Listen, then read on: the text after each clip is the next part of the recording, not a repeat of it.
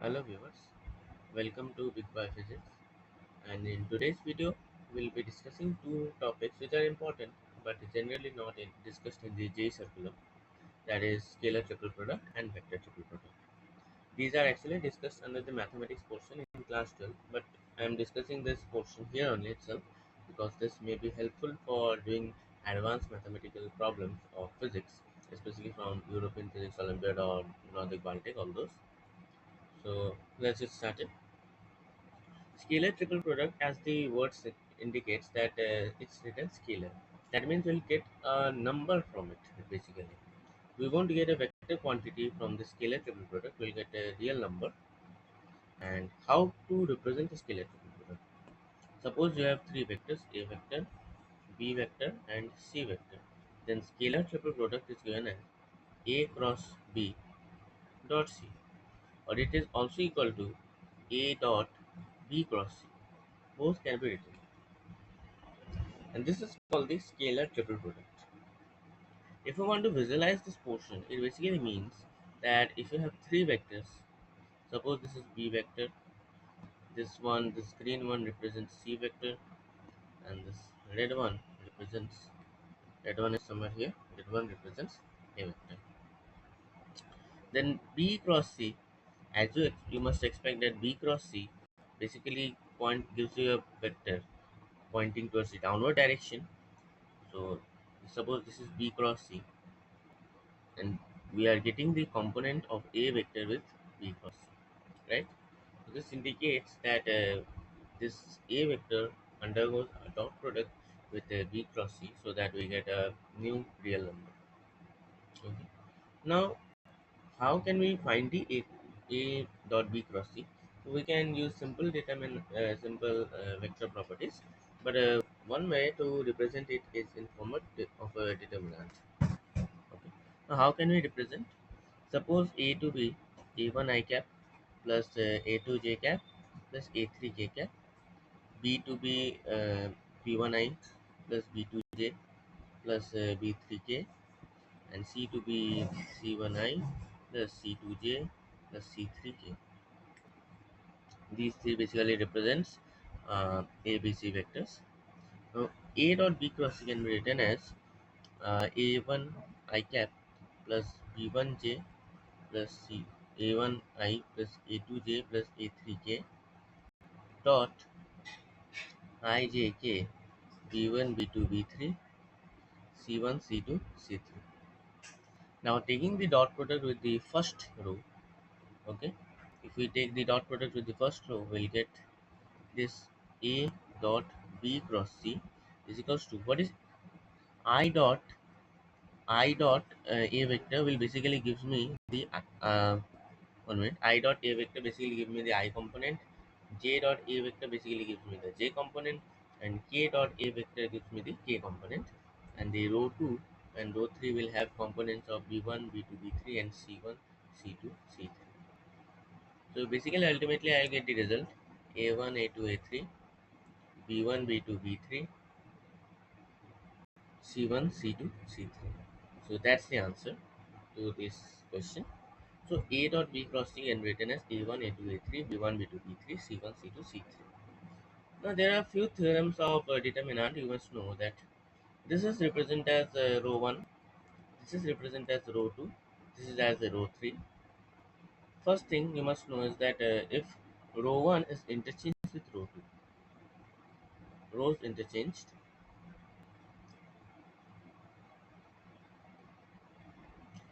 sign of determinant changes. Okay. For example, you have this A1, A2, A3, B1, B2, B3, C1, C2, C3 as a delta. Then B1, B2, B3, A1, A2, A3, C1, C2, C3 is equal to minus delta. That is the theorem you must know. Another thing is, second is R1 is R1 is replaced by R2 is replaced by R3, and R3 is replaced by R1. In this case, what we are doing, that we are replacing the row 2 with row 1, row 3 with row 2, and row 1 with row 3. Basically, there is something happening, then delta remains same, which means that if I replace row 2 with row 1, we'll get A1, A2, A3 in the middle row, B1, B2, B3 in the last row, and C1, C2, C3 in the first row. This will also come out to be delta. Now, if you observe this expression closely, this is written as C dot A cross B. Another thing you must know that about this scalar triple product is that A dot B cross C is equals to A cross B dot C. We can also prove it by using the same method, by using dot products and all those. So one, and this is also written as C dot A cross B. That's the same thing, right? So one thing we can say that A vector, B vector, C vector, this is actually A dot B cross C. It can also be written as A cross B dot C. You can write it to be minus B A C. This is called this denotes the scalar triple product. Then A B C scalar triple product. Just interchange these like the way I am showing. It can be written as C A B is equals to, then again interchanged, B C A, and so on. And if you interchange two of them, then you will get the negative determinant. Hope you get it till now. Now we'll be understanding the utilization of the scalar triple product.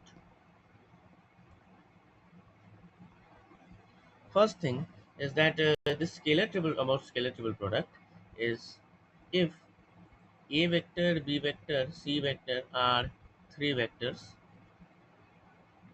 then if A cross B dot C is equals to 0, or the scalar triple product of A B C is equals to 0, this imply this implies ABC vectors are coplanar,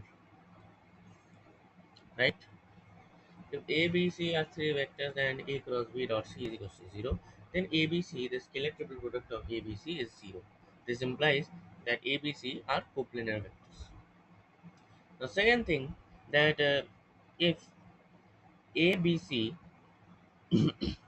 represents adjacent sides of a parallelepiped, parallelepiped, I'll explain what is this parallelepiped. Then volume of the parallelepiped is given as scalar triple product of ABC. Okay. Now, what is a parallel pipe? Suppose you have three vectors again. This red one represents A vector. This green one represents C vector, and this black one represents B vector. These are three vectors in the 3D axis, 3D coordinate system. Now, what I'll do is that I'll be translating V vector parallel to itself, the head of the A vector, and B vector parallel to the head of the C vector. And similarly, we'll be constructing a figure like this somewhat. Basically, it will form a cuboid like figure, but it's a little bit tilted cuboid, you can say better. The word to use better is tilted cuboid. So it will, this kind of distorted shape will come, and the volume of the shape is given as the scalar triple product of ABC. Okay. Third thing, you must know, I am not giving the derivation to that. That if you consider this, the heads and the tails of these three vectors form a tetrahedron, then the volume of this tetrahedron, I am saying volume of tetrahedron, I am writing as TD. Yeah. So volume of tetrahedron TD is given as 1 by 6th of ABC, that is vector triple scalar triple product of this ABC. 1/6 of the volume of the parallelepiped. Okay. So till this, I hope that all is clear. So we have discussed something about vector scalar triple product. Now coming to few properties.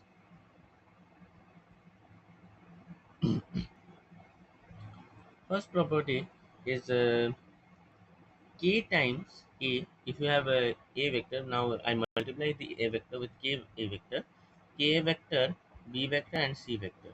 If you want to find the scalar triple product, now you may multiply b with L and c with m. Then this scalar triple product can also be written as k into L into m outside the scalar triple product pattern, the third square bracket means square brackets a b c. Well, you can visualize this using the determinants concept. You can read a bit of determinants as I said previously. Then also you'll get a vast idea of determinants and its properties. Okay. Now second concept is that suppose you have a vector a plus b vector as the first element, c vector and d vector. If you find the scalar triple product, you can write it as ACD plus BCD. Okay. Now third thing is AAP. These A vector and B vector. Now observe that A vector and B vector may lie on one plane, but A vector will lie on the same plane consisting of A vector and B vector. So it must be zero. The condition for coplanarity. So yeah, I guess you got it. Now fourth concept is a little mathematical one, that is x1 a vector plus y1 b vector plus z1 c vector, x2 a vector y2 b plus y2 b vector plus z2 c vector, x3 a vector y3 plus y3 b vector plus z3 c vector. If you take the scalar triple product, this can also be written as in the determinant format x1 y1 z1, x2 y2 z2, x3 y3 z3. This is forming a determinant, so we will get this to be a number into a b c, and that's the result to fourth one. Yeah, this much is enough for knowing the basic scalar triple product and the utilization in our problems. Though scalar triple product I have taught you generally doesn't comes in problem except the parallelepiped one as I've discussed. So just coming to few problems of scalar triple product. Suppose E vector is given as x I cap plus 12 j cap minus k cap. B is 2 I cap plus 2x j cap plus k cap. C is given as I cap plus k cap.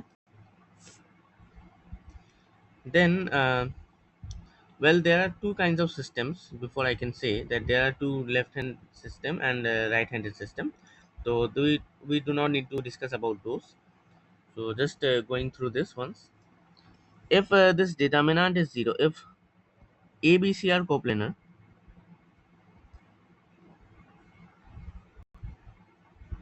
what should be X?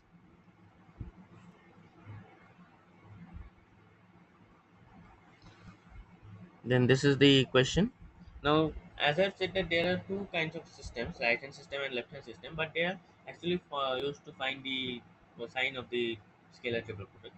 We don't need in that in J syllabus for physics at least. Maybe this is important in mathematics, but this is not important in physics. Okay. Now, what should be X for this to be 0? Then just x12 minus 1, 2, 2x 1, 1, 0, 1 should be equals to 0. Now just doing some blind calculations. 2x square plus 12 into minus 1 times minus 2x, you'll get it 0.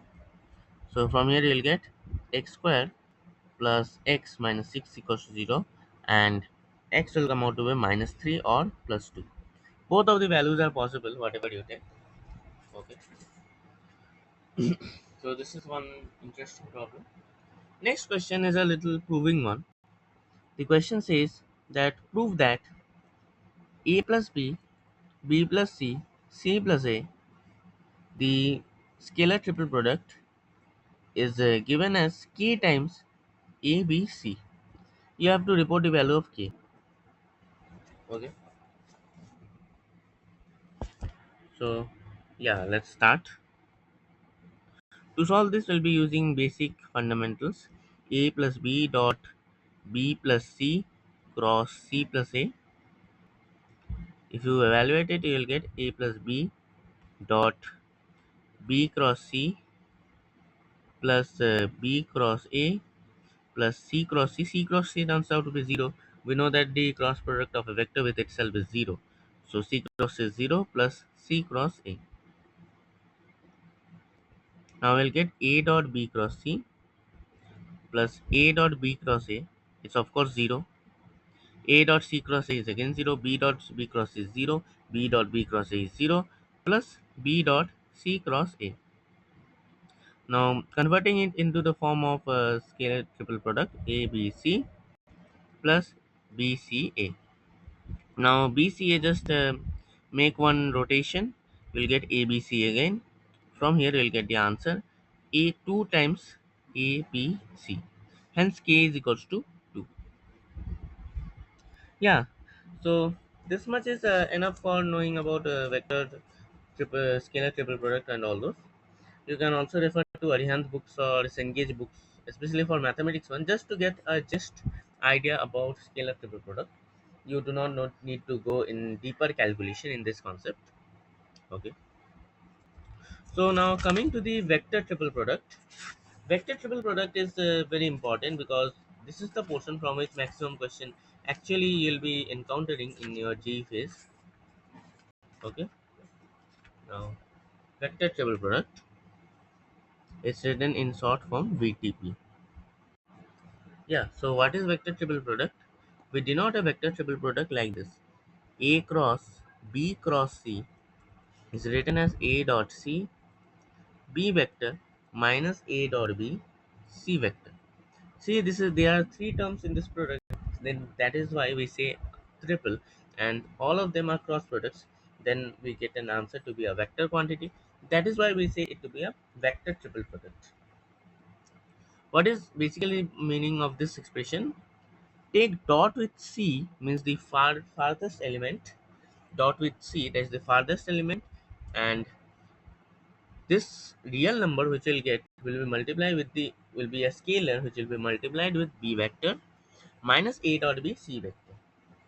You may see the proof. The proof isn't that means just it's a bit of calculations, nothing else. So this much is enough for knowing vector triple product. Okay. Another thing you must know about vector triple product. 1 minute. Yeah. About vector triple product, another thing you must know is Lagrange's identity.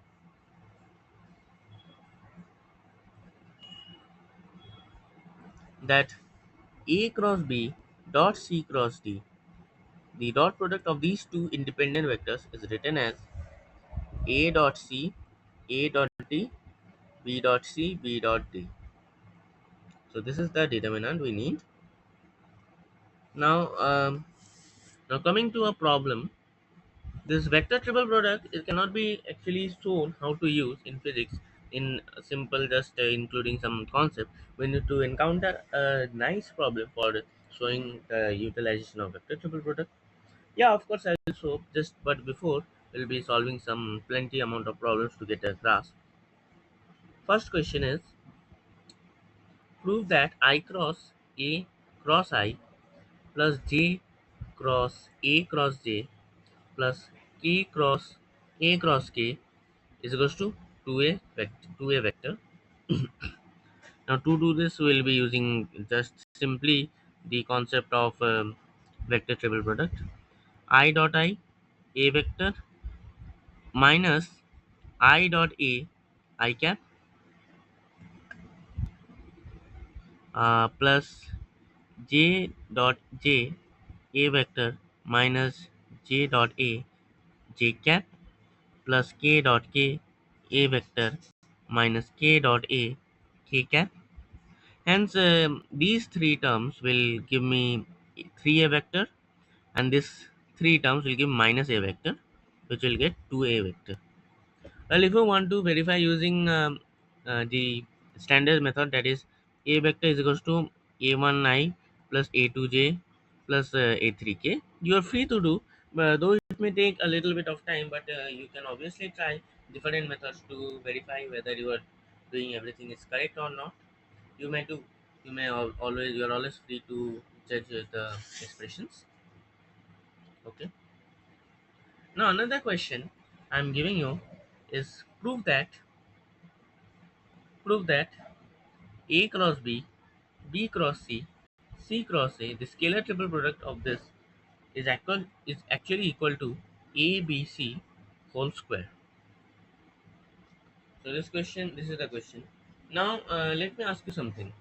If you are given it to be something whole to the power k, if it was given in the question it was whole to the power k, then find the value of k. Would you have used?